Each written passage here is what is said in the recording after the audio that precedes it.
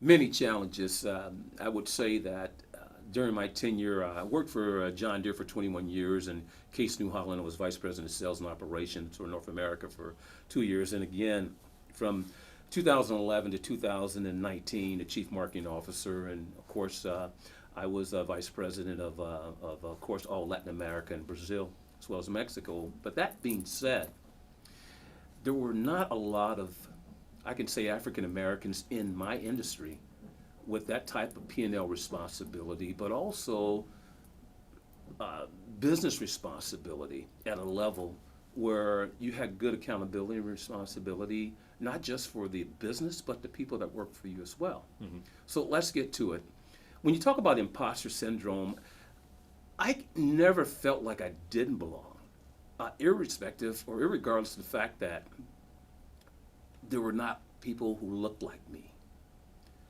But what I do want to tell you is that there were people that felt that I didn't belong, okay?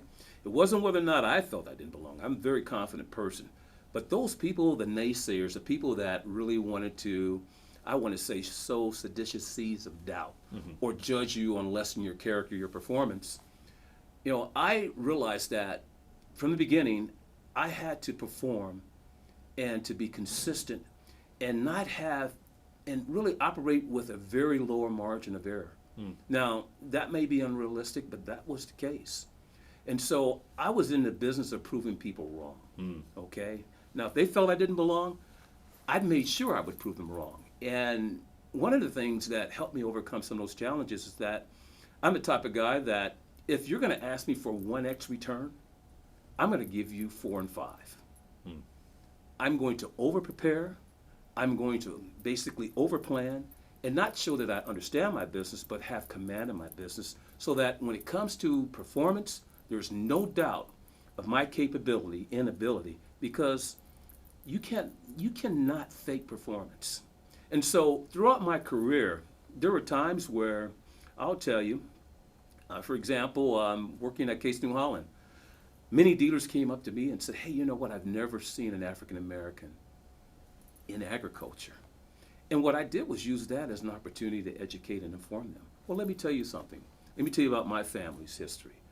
Let me tell you about some of the history of black African American farmers. Let me tell you about farmers across the globe who are not just Caucasian, but many people of many different cultures and races farm.